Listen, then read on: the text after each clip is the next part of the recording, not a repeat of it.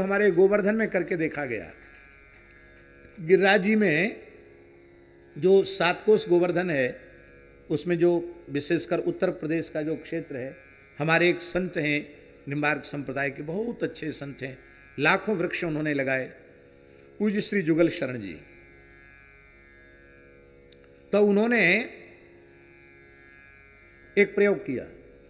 पुराने पुराने गिरिराज जी के वृक्ष सूख रहे थे, तो वैज्ञानिकों को लाए, कहा कि ये इलाज करो, ये करो, इससे ठीक होगा, लेकिन ठीक नहीं हुआ। जैसे ही उनके चारों ओर थोड़ा थोड़ा गड्ढा खुदवा करके पुरानी गोबर की खाद और गोमूत्र का प्रयोग किया गया, थोड़े दिनों बाद सूखे वृक्ष हरे भरे हो गए। आज आप खुद अपनी आंखों से गिरिराज जी की तलहटी में लाखों वृक्षों को देख सकते हो। नए वृक्ष पैदा नहीं हो रहे हैं, नए वृक्ष पैदा नहीं हो रहे हैं, भूमि की उर्वरा शक्ति नष्ट होती चली जा रही है, और पुराने वृक्ष जो सूख रहे हैं उनके स्थान पर नए वृक्ष आ नहीं रहे हैं। ये कारण है।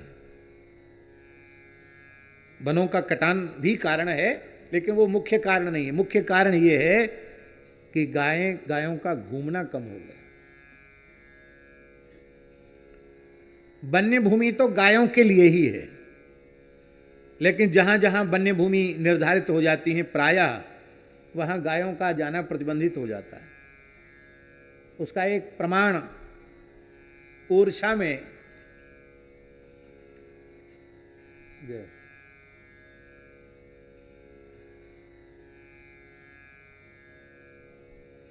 में और मंदिर में सारा गव्य पदार्थ का ही प्रयोग होता था, बहुत पीछे तक रही। पर जैसे ही सेंचुरी में वन विभाग में वो भूमि पहुंची, सबसे पहले तार फेंसिंग होकर के गायों के जाने पर प्रतिबंध हुआ। और आज दुर्दशा ये है कि तार फेंस, गायें घूमती थी, ग्वारिया चलते थे, तो अवैध जो कटान वृक्षों का वो भी रुकता था। अब वो जंगल सूखे चले जा रहे हैं और अवैध कटान रुक नहीं रहा है, और वहां की भूमि को उर्वरा शक्ति मिल नहीं रही है। एक ताराग्राम करके बनाया गया था, वो भी एक केवल कुछ नहीं, बड़ी लंबी लंबी बातें वहां बनाई गई, लेकिन ईमानदारी से गोरक्षण और गोसंवर्धन का कोई उदाहरण वहां प्रस्तुत नहीं किया गया।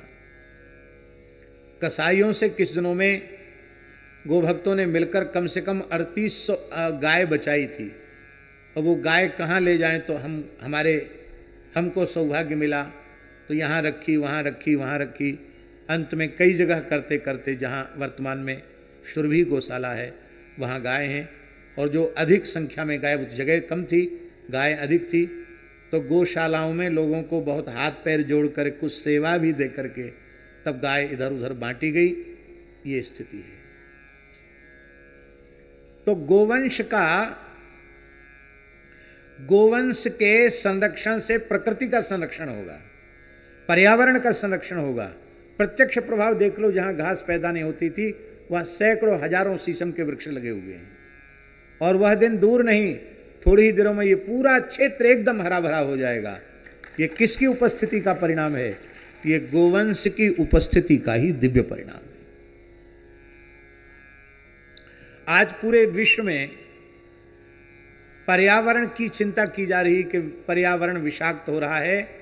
ये पर्यावरण विकृत हो जाएगा तो हम लोग जीवित कैसे रहेंगे? ये बात कही जा रही कि नहीं? हम लोग जीवित कैसे रहेंगे? भाई जीवनी शक्ति ही नहीं रहेगी तो हम जीवित कैसे रहेंगे? और बड़े बड़े सेमिनार विश्व में हो रहे हैं, लोग बहुत अनुसंधान कर रहे हैं, चिंतन कर रहे हैं कि विकृत पर्यावरण को कैसे बचाया जाए। ये बहुत बड़ी समस्या है। पर हम आपसे पूछें, पर्यावरण की विकृति क्या है? बहुत ध्यान देकर के सुने। पर्यावरण की विकृति क्या है? तो सामान्य, हमारे जैसे जो एकदम सामान्य लोग हैं उनको समझने की बात बता रहे हैं। पृथ्वी, जल, तेज, वायु और आकाश, ये जो पंच महाभूत हैं, इन पंच महाभूतों में विष उत्पन्न हो गया है और इसका विषैला होना यही पर्यावरण की विकृति है।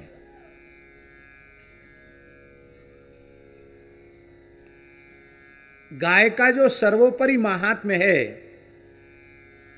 गाय का सर्वोपरि महात्म्य यही है कि गाय जहां पंच महाभूतों को अपनी उपस्थिति से परिष्कृत बनाती है, शुद्ध करती है, सात्विक बनाती है, वहीं गाय सूक्ष्म भूतों को भी शुद्ध करती है। ये बहुत ऊंची बात है। आज का विज्ञान केवल, आज का भौतिक विज्ञान केवल 5 स्थूल तत्वों तक पहुंचा है, पृथ्वी, जल, तेज, वायु, आकाश, यहां तक पहुंचा है। किंतु हमारे ऋषियों का जो विज्ञान है उसने प्रकृति को पंचधा नहीं माना। वर्तमान लोग प्रकृति को 5 प्रकार का मान रहे हैं, पर हमारे पूर्वजों ने, हमारे ऋषि महर्षियों ने प्रकृति के अष्टधा भेद स्वीकार किए। कितने भेद हैं प्रकृति के? 5 प्रकार की प्रकृति नहीं है, 8 प्रकार की प्रकृति है। उनमें 5 स्थूल प्रकृति है और 3 सूक्ष्म प्रकृति है। स्थूल प्रकृति में भी क्रम देखिए, पृथ्वी तत्व स्थूल है, पृथ्वी तत्व की अपेक्षा जल तत्व सूक्ष्म है,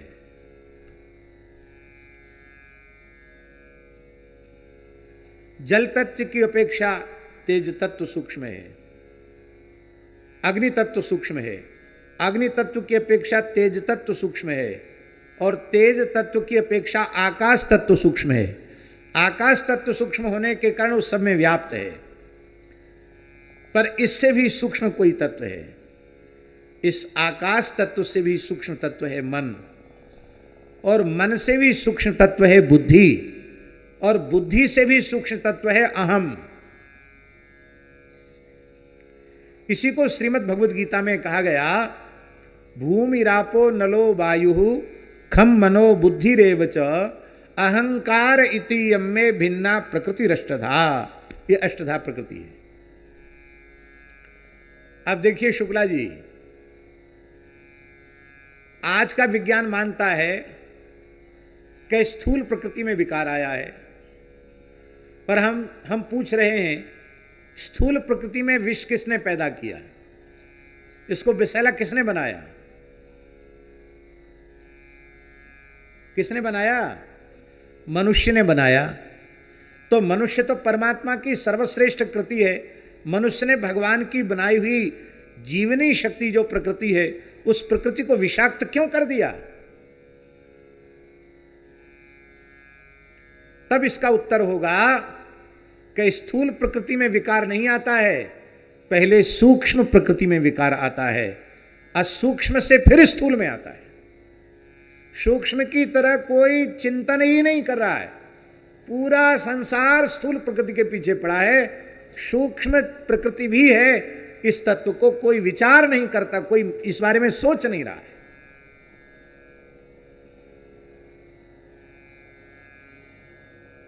सूक्ष्म प्रकृति शुद्ध हो जाएगी तो पर्यावरण की समस्या का समाधान सहज हो जाएगा।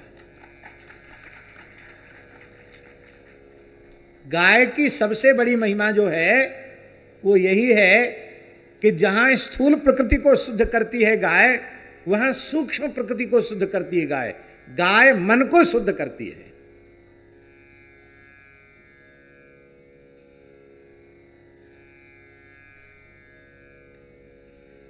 हमारे यहां वेद में लिखा है,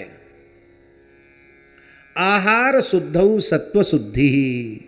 आहार की शुद्धि से अंतःकरण की शुद्धि होती है। मन बुद्धि की शुद्धि, अंतःकरण की शुद्धि आहार की शुद्धि से होती है।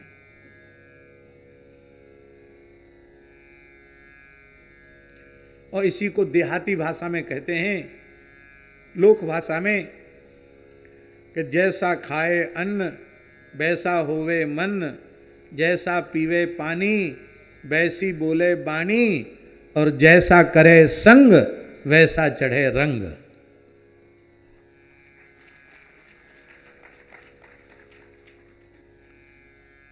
अत्यंत सात्विक आहार संसार में देने वाला कौन सा प्राणी है? जो अत्यंत सतोगुण से युक्त आहार हमको प्रदान करता है, तो वह केवल और केवल परमात्मा की कृपा करुणा का साक्षात मूर्त विग्रह वेद लक्षणा भारतीय देसी गौ माता ही है, जो हमको अत्यंत पवित्र शुद्ध सात्विक आहार देती है। पवित्र आहार गाय से। आपको हमारी बात पर विश्वास नहीं होगा और हम आपको आग्रह भी नहीं करें कि आप विश्वास कीजिए। बिल्कुल विश्वास मत करो, एक पैसा भी विश्वास हमारी बात पर मत करो। हम जो कह रहे हैं उसका निजी जीवन में प्रयोग करके देख लो और एक डायरी बना लो। उस डायरी के प्रति स्वयं ईमानदार बनकर के लिखो डायरी। पहले ऊट पटांग आहार करके जो नहीं खाना चाहिए वो खाओ, जो नहीं पीना चाहिए वो पियो, और जो नहीं करना चाहिए वो करो। उस समय आपके मन में कैसे विचार पैदा होते हैं उसको डायरी में लिखो। फिर व्यसनों से मुक्त होकर, अशुद्ध आहार विहार से मुक्त होकर शाकाहारी बनो। फिर शाकाहारी बन करके, शुद्ध शाकाहारी बन करके, और फिर आप डायरी लिखो कि जिस समय उटपटांग चीज खाते पीते थे उस समय मन की हालत, हमारी इंद्रियों की हालत क्या थी, हमारा निजी जीवन कैसा था, अब शुद्ध शाकाहारी बनने के बाद कैसा है, हमारे विचारों में, हमारे स्वभाव में, हमारे आचरण में कितना परिवर्तन आया है, ईमानदारी से लिखो। इसके बाद और ऊपर उठो। प्याज लहसुन आदि ये भी शाकाहारी होने के बाद भी, जब कोई व्यक्ति मरने लग जाता है तो लोग क्या कहते हैं कि अब इसके हाथ पांव ठंडे पड़ रहे हैं। ठंडे पड़ रहे हैं माने अग्नि तत्व अब शांत हो रहा है। दूसरा प्राण तत्व कहते अब ऊर्ध्व श्वास चलने लगी, अब सांस लंबी आ रही है, अटक अटक कर चल रही है, कब आखिरी श्वास आ जाए कोई पता नहीं। और चेतना, चेतना वो सूर्य के कारण आती है। तो आज भी चैतन्य सृष्टि का आधार ये तीन ही देवता हैं, अग्नि, वायु और सूर्य। इन तीन देवताओं को उत्पन्न किया और उन तीनों देवताओं से ब्रह्मा जी ने कहा कि तुम भी यज्ञ करो जिससे चेतन सृष्टि का विस्तार हो। तो तीनों देवताओं ने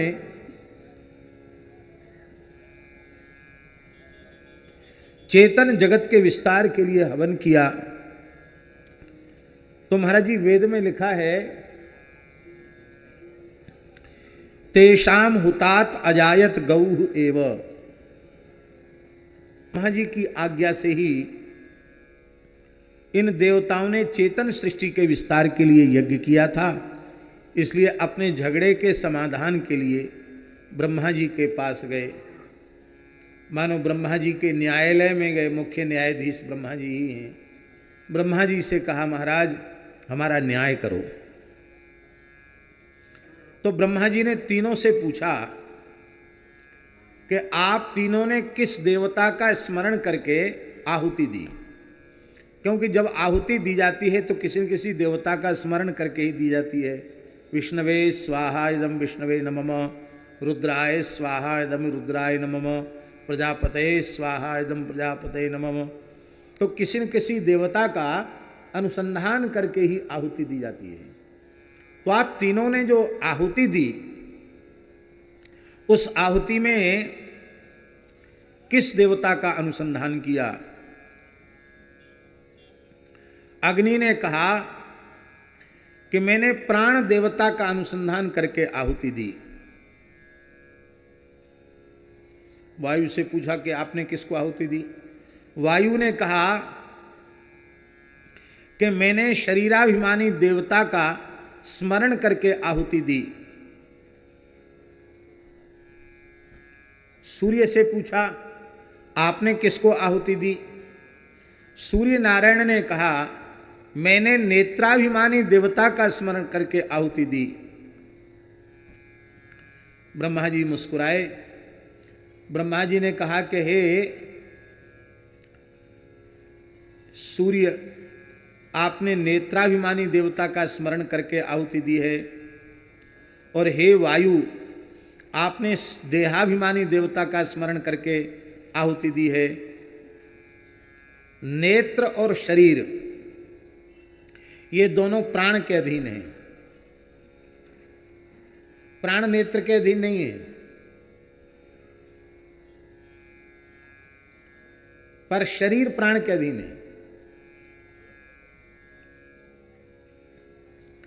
उपनिषद में एक कथा आती है, छांदोग्य उपनिषद की कथा। छांदोग्य उपनिषद में आता है कि एक बार भीतर की जो इंद्रियां हैं, इन इंद्रियों में विवाद हो गया। ये इंद्रियां आपस में लड़ने लगी, कहने लगी हम सबसे श्रेष्ठ हैं, हम सबसे श्रेष्ठ हैं, हम सबसे श्रेष्ठ हैं। तो जब झगड़ा शुरू होता है तो न्यायालय में जाना पड़ता है। संयोग की बात है कि न्याय सेवा करने वाले लोग यहाँ भगवान की इच्छा से उपस्थित हैं।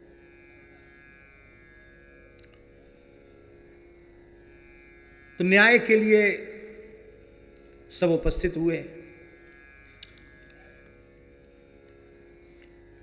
न्याय जो सबसे श्रेष्ठ होता है, जो सबसे वरिष्ठ होता है, जो आप्त होता है, वही न्याय प्रदाता होता है। इसलिए चारित्रिक, बौद्धिक, व्यवहारिक स्तर जिसका गिर चुका है, वह व्यक्ति कभी उत्तम कोटि का न्याय नहीं कर सकता है। आप्त पुरुष के द्वारा ही न्याय होता है हमारे धर्मशास्त्र के अनुसार। और आप्त पुरुष का लक्षण क्या है, बहुत ध्यान से सुने। आप्त पुरुष का लक्षण है रागादि वसादपि यो नान्यथा वादी सा आप्तः। जो राग आदि दोषों के अधीन न होकर बोले, उसका नाम है आप्त।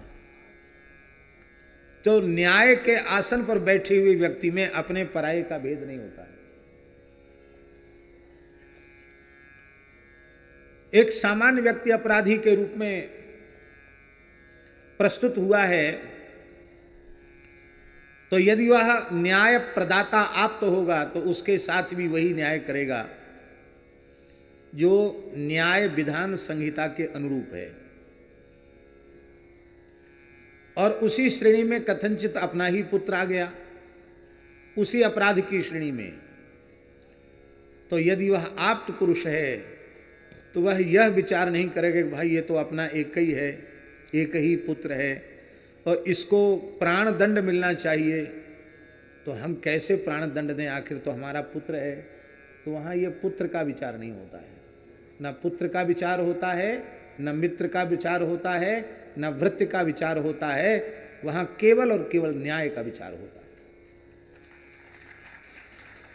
इसलिए न्याय प्रदाता व्यक्ति को मनुष्य के रूप में नहीं देखना चाहिए, उसे ईश्वर के प्रतिनिधि के रूप में देखना चाहिए।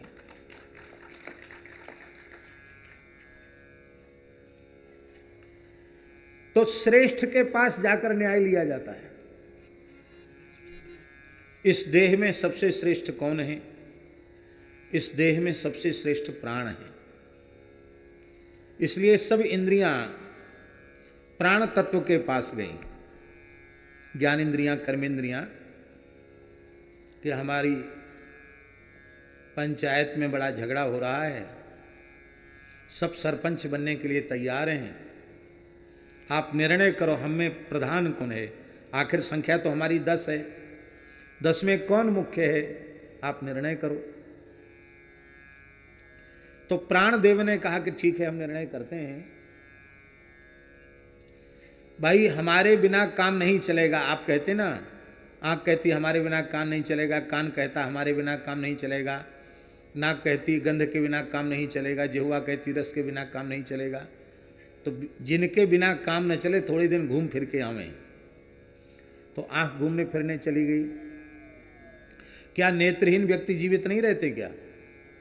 नेत्रहीन व्यक्ति भी जीवित रहते हैं। थोड़े दिन श्रवण शक्ति घूमने चली गई, तो क्या बहरे व्यक्ति जीवित नहीं रहते हैं क्या? बधिर व्यक्ति भी जीवित रहते हैं। थोड़े दिन वाक शक्ति चली गई, क्या गूंगे व्यक्ति जीवित नहीं रहते क्या? एक एक करके सब इंद्रियां घूम फिर के आ गईं, पर वो व्यक्ति वैसे, जब तक प्राण शक्ति बनी रही तब तक वह व्यक्ति जीवित रहा और अपना सब काम करता रहा। अब इंद्रियों ने कहा आपने हमको घुमा फिरा के भेज तो दिया, लेकिन फैसला तो आपने किया नहीं। बोले हम फैसला बाद में करेंगे, तुम सब यहीं रहो, हम थोड़े दिन घूम के आते हैं।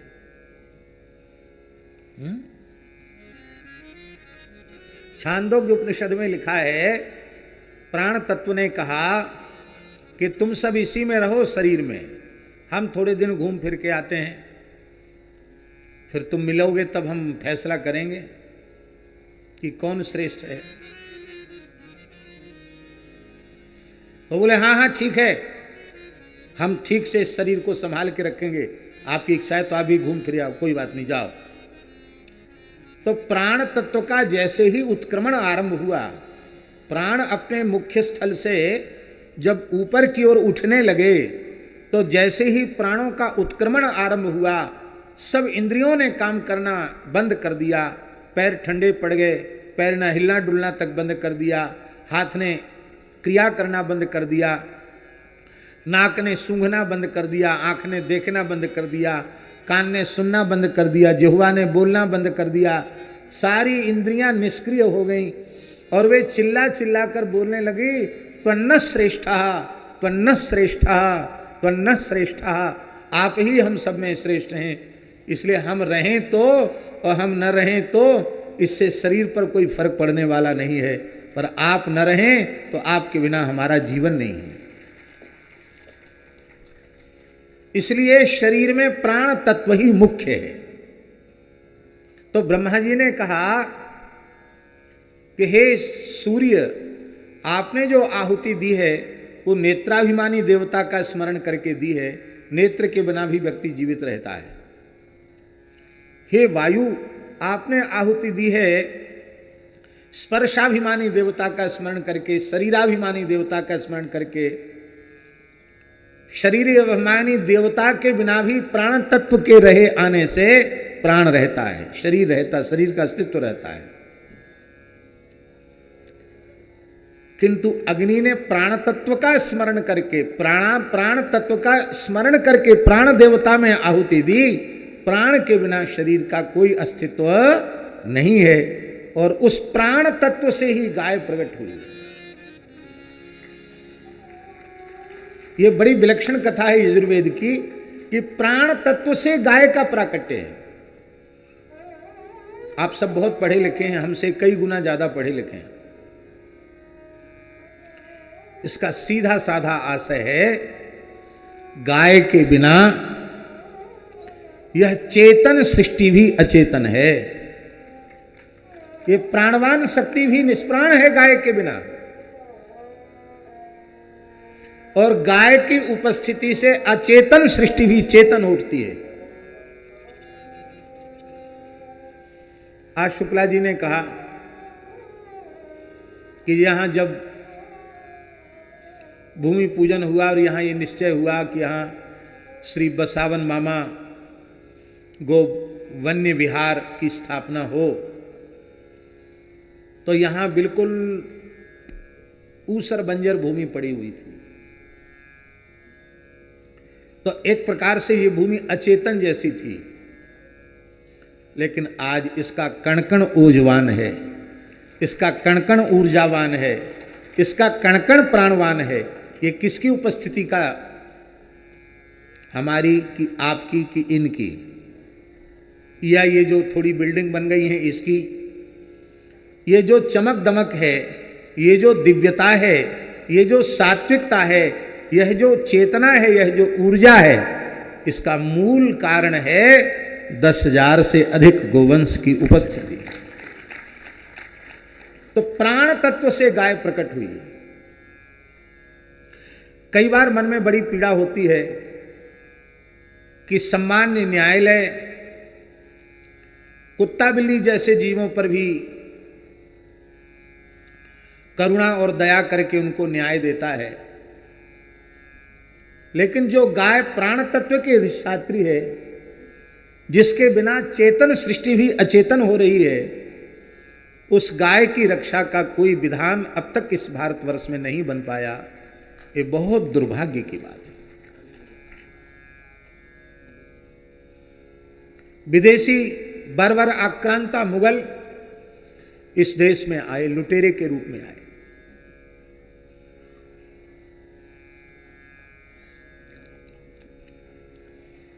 हमारे पूर्वजों ने क्रांति की, उनको उखाड़ फेंकने का निश्चय किया। कारण क्या था? हम लोग उन विदेशी आक्रांताओं को, जिन्होंने हमको गुलाम बना के रखा था, उनको हम यहां की धरती से विदा क्यों करना चाहते थे?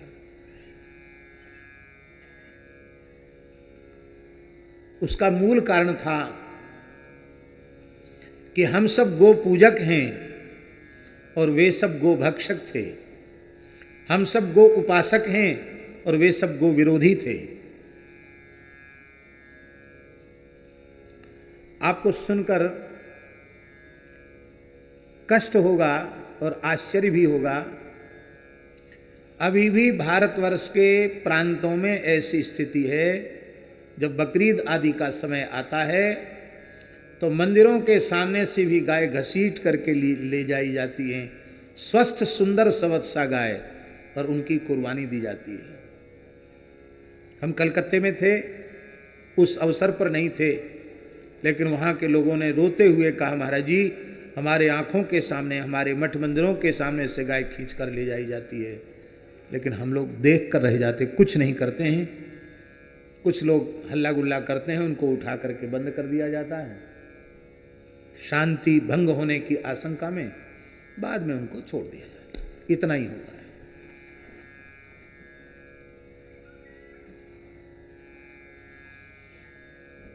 तो ऐसे गो विरोधी, गोमांस भक्षियों को हम अपने देश की धरती पर नहीं रहने देंगे। यद्यपि दुर्भाग्य था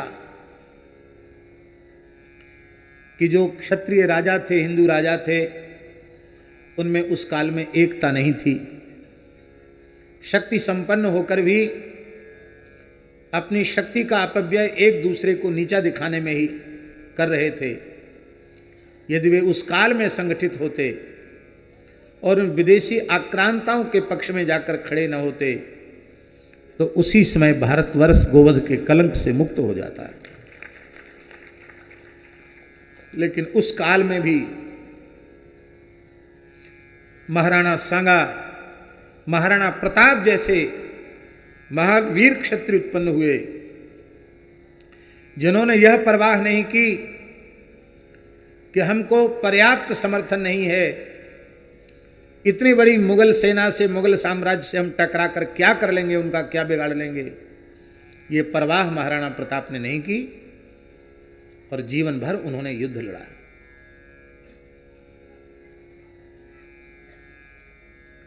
महाराज छत्रपति शिवाजी महाराज, वे क्यों यहां की धरती से उखाड़ना चाहते थे? आपको स्मरण होगा, शिवाजी मात्र 14 वर्ष की आयु के थे और बीजापुर का जो नवाब था, मुगल प्रशासक था, उसके दरबार में इनके पिता एक वरिष्ठ पद पर थे और ये पिता के साथ राज दरबार में जा रहे थे। मार्ग में बीजापुर में उन्होंने देखा कि एक म्लेच्छ बड़ी बर्बरता से एक गाय को वहां से घसीट कर ले जा रहा है। उसका बच्चा डकरा रहा है, बछड़ा डकरा रहा है, गाय आर्तनाद कर रही है लेकिन वह मुगलों का भीषण समय, उस गाय के करुण को क्रंदन को सुनने वाला कोई नहीं था। उस समय गरज करके बालक वीर शिवाजी ने कहा कि खबरदार, यदि अब गाय को हाथ लगाया। जब तक वह कुछ कहता तब तक तो उन्होंने केवल उसे बंधन से ही मुक्त गाय को नहीं किया, उस खड्ग से उस गो अपराधी के सिर को धड़ से अलग कर दिया और निर्भीकता पूर्वक राज दरबार में जाकर के उत्तर दिया। और उसी बाल्यावस्था में छत्रपति शिवाजी ने निश्चय कर लिया कि इन गो विरोधियों को, गोमांस भक्षियों को हमें धर्म प्राण भारतवर्ष की धरती पर सहन नहीं करना है। और वह उनका जो हृदय का सच्चा संकल्प था, गोभक्ति का संकल्प था, उसने मूर्त रूप लिया। और इस भारत की धरती पर उस औरंगजेब के भयंकर बर्बरता के काल में स्वतंत्र हिंदवी राज्य की घोषणा, हिंदू राष्ट्र की घोषणा करने वाले यदि कोई प्रथम महापुरुष थे तो वे छत्रपति शिवाजी महाराज थे। इधर बुंदेलखंड की सीमाओं का बहुत अधिक विस्तार करने वाले महाराजा छत्रसाल, जिनके संबंध में उक्ति प्रसिद्ध है, इत बरहद उत सौनहद इत चंबल इत तौस, छत्रसाल से लड़न की रही न काहू होश। महावीर छत्रसाल, जिन्होंने अपने राजनीतिक जीवन में गुरु के रूप में, राजनीतिक गुरु के रूप में छत्रपति शिवाजी को अपना आदर्श माना और बाजीराव पेशवा ने उनकी सहायता की। और एक काल था, उधर पूरा महाराष्ट्र, इधर पूरा बुंदेलखंड, ये पूरा क्षेत्र यहाँ से लेके वहाँ तक भारत का इतना बड़ा भूभाग मुगलों के अधिकार से सर्वथा विमुक्त हो चुका था, पूरी तरह स्वतंत्र हो चुका था।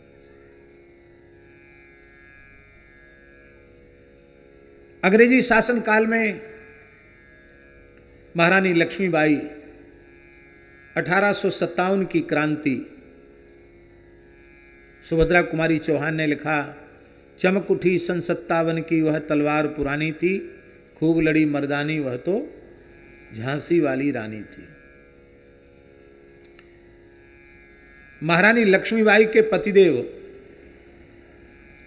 अंग्रेजों की अधीनता को स्वीकार कर चुके थे, वो स्वीकार कर चुके थे। पर गंगाधर राव का असमय में निधन हुआ और उनका पुत्र अभी इतनी कम आयु का था कि वह शासन संभालने के योग्य नहीं था, शासन की बागडोर संभाले इस लायक वो नहीं था। तो उस समय के अंग्रेजी शासक डलहौजी की विलय नीति कि जो रियासत का कोई वारिस नहीं होगा अथवा वारिस होगा भी तो वह संभालने के योग्य नहीं होगा, तो उस रियासत का विलय अंग्रेजी रियासत में कर लिया जाएगा। और इस विलय नीति का विरोध लक्ष्मीबाई ने किया। उन्होंने कहा, उन्होंने इसका विरोध किया और कहा,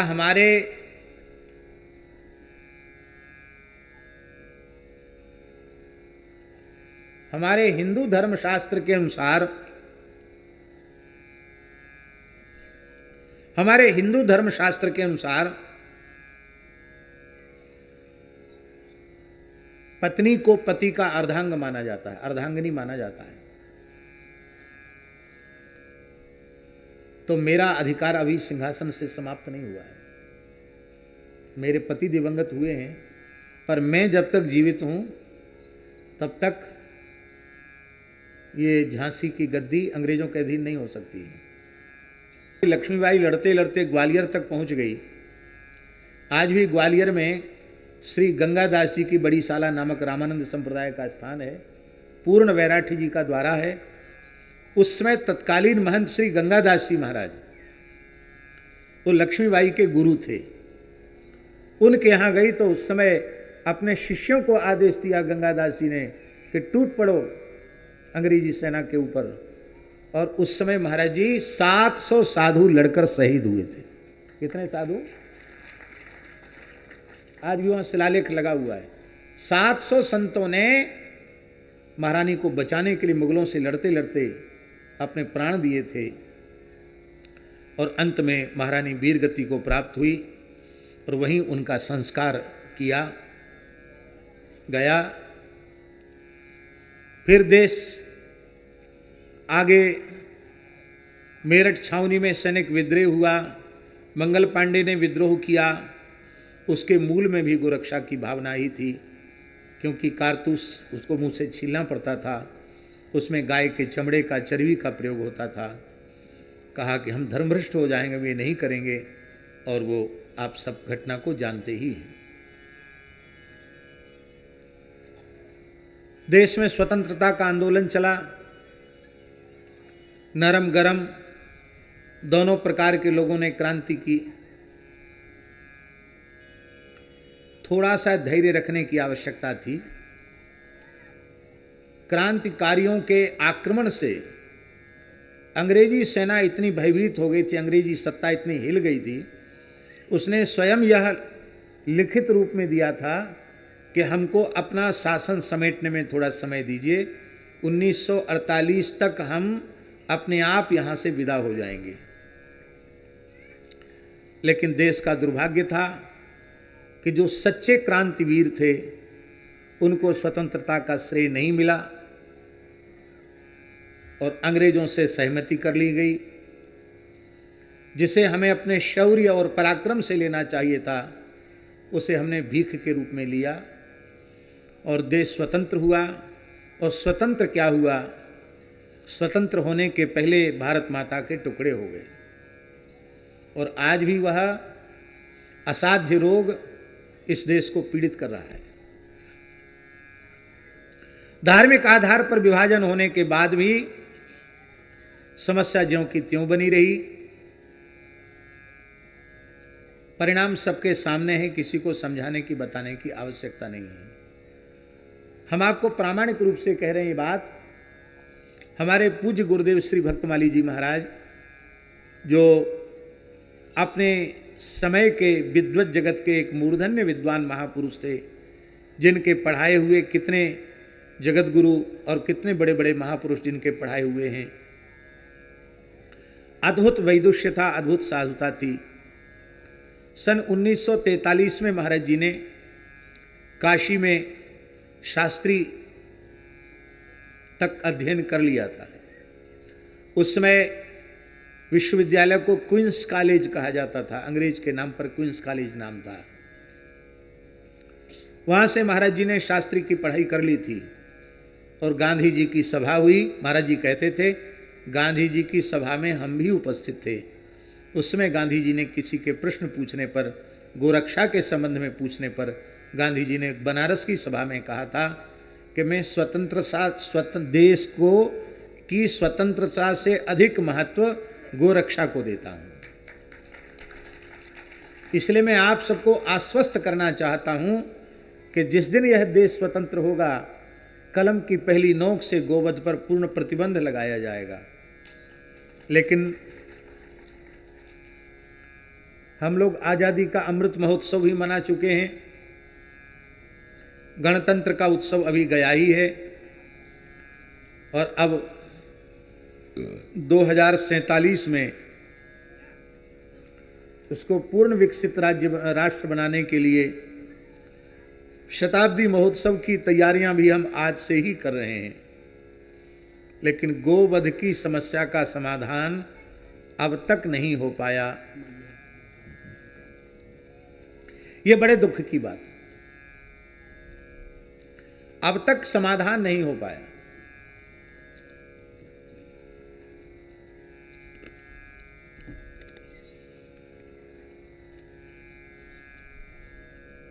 अब सबको मिलकर प्रयत्न करना चाहिए। अभी संतों के मन में एक विचार उठा है, गो सम्मान आह्वान अभियान। पूरे देश में पर्चे बटे हैं, संत लोग विचरण कर रहे हैं। इसमें कोई दल, कोई पार्टी, कोई संस्था, कोई व्यक्ति नहीं है, केवल गौ माता और नंदी भगवान ही इसमें हैं। और हम सब जो भारतवर्ष की धरती को गोवध के कलंक से मुक्त करना चाहते हैं, ऐसे भारतीय सनातनी आस्तिक लोग हम सब बस ये दिखा देंगे, बाद में तो पढ़ लेंगे। ले डालो।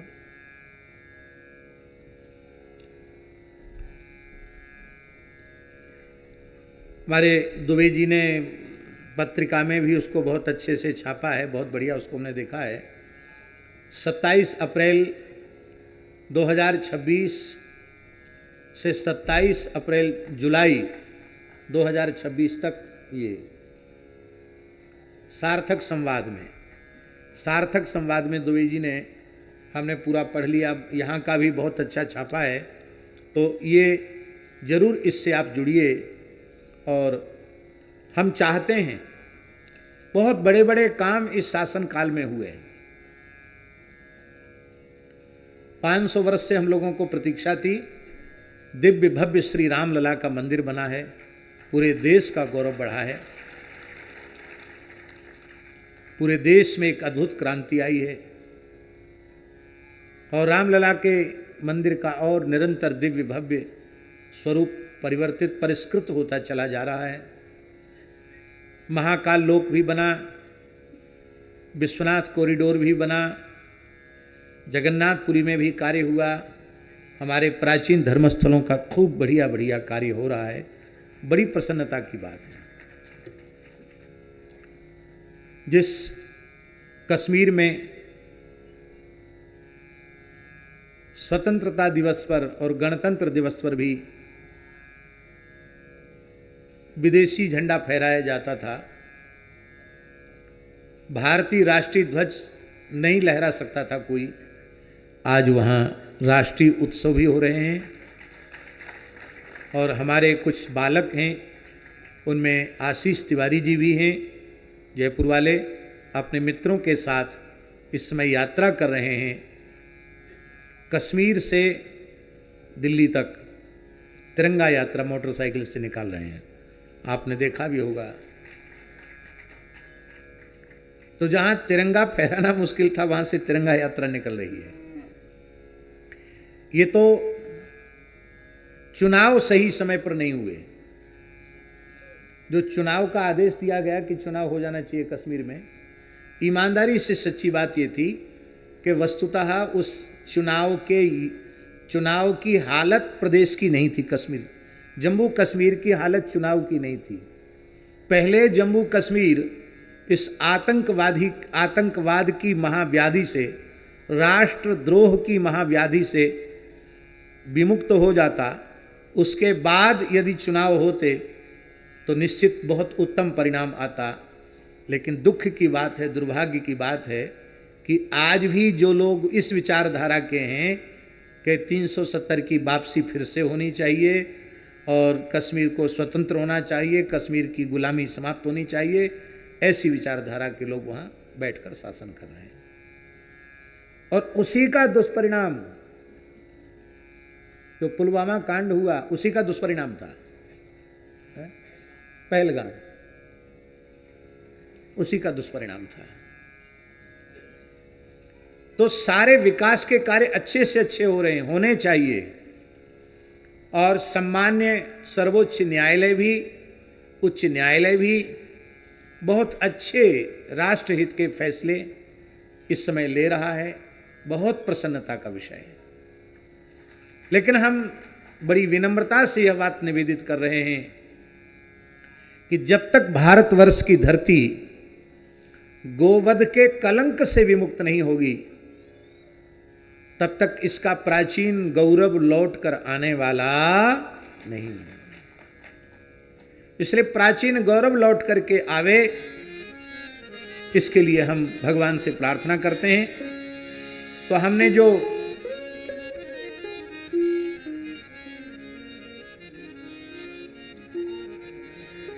देसी बीज कैसे सुरक्षित किए जा सकते हैं और केवल एक गाय के द्वारा एक परिवार का कैसे पोषण हो सकता है, इसका एक उदाहरण प्रस्तुत करने का प्रयत्न यहां किया गया है।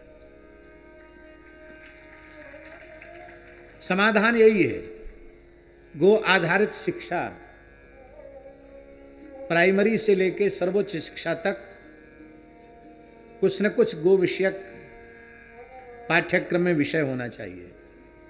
गो आधारित शिक्षा, चिकित्सा में भी गाय को होना चाहिए, गो आधारित चिकित्सा, गो आधारित शिक्षा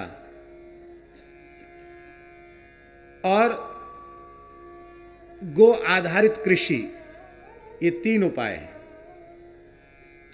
और चौथा उपाय है, हम अपने निजी जीवन में गो कृषि अन्न और गो दुग्धान्न का उपयोग करने का व्रत लें। अपना देवाराधन वह गव्य पदार्थों से ही संपादित करें।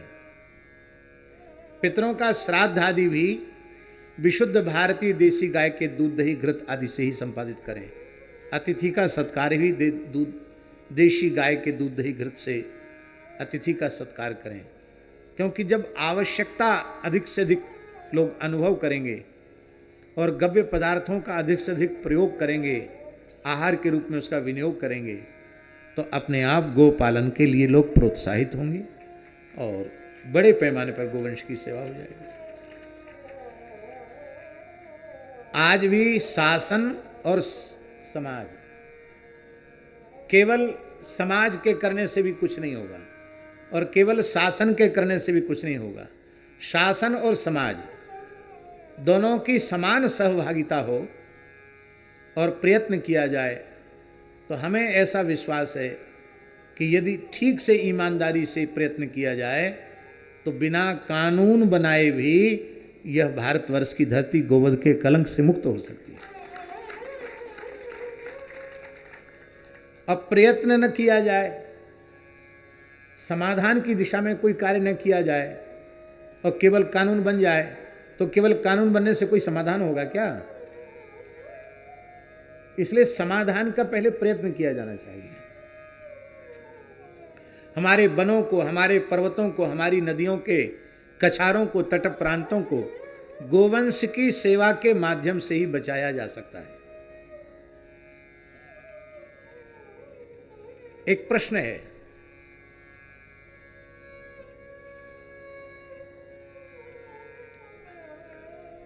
आज के 60-70 वर्ष पहले तक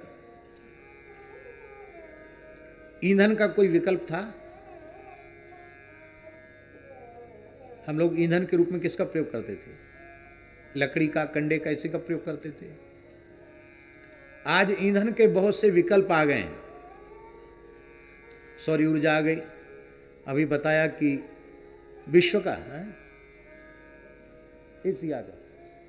एशिया का सबसे बड़ा सौर ऊर्जा प्लांट रीवा में लगा है और वो भी शुक्ला जी के मंत्रित्व काल में एशिया का सबसे बड़ा सौर ऊर्जा प्लांट रीवा में लगा।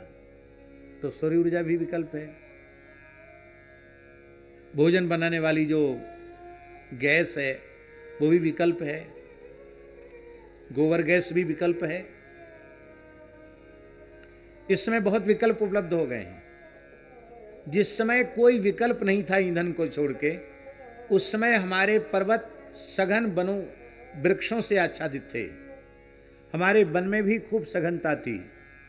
और इसके बाद जब अनेक ईंधन के विकल्प आ गए, उसके बाद हमारे पहाड़ साफ हो गए, उन पर पेड़ नहीं है। अब देखो यात्रा में जहाँ जल वाला क्षेत्र जैसे हिमालय है, वहाँ नमी अधिक है भूमि में, तो वहाँ तो हैं वृक्ष, लेकिन इस क्षेत्र में पहाड़ों में कोई वृक्ष नहीं है। आज के 50 साल पहले वहाँ वृक्ष हुआ करते थे। कहाँ चले गए वृक्ष? विचार करना पड़ेगा कि नहीं करना पड़ेगा? आप लोग कहेंगे जंगलों की कटाई हो गई, उस समय भी कटाई हो रही थी। उसका मूल कारण है कि पहले गोवंश का विचरण बड़ी संख्या में पर्वतों पर, जंगलों में होता था, और गाय चरती हुई स्वाभाविक रूप से गोबर गोमूत्र का क्षरण करती थी, और उस कारण से वहाँ की जो भूमि थी उसकी उर्वरा शक्ति इतनी जागृत थी कि वहाँ के पेड़ सूखने नहीं पाए। इसका एक प्रयोग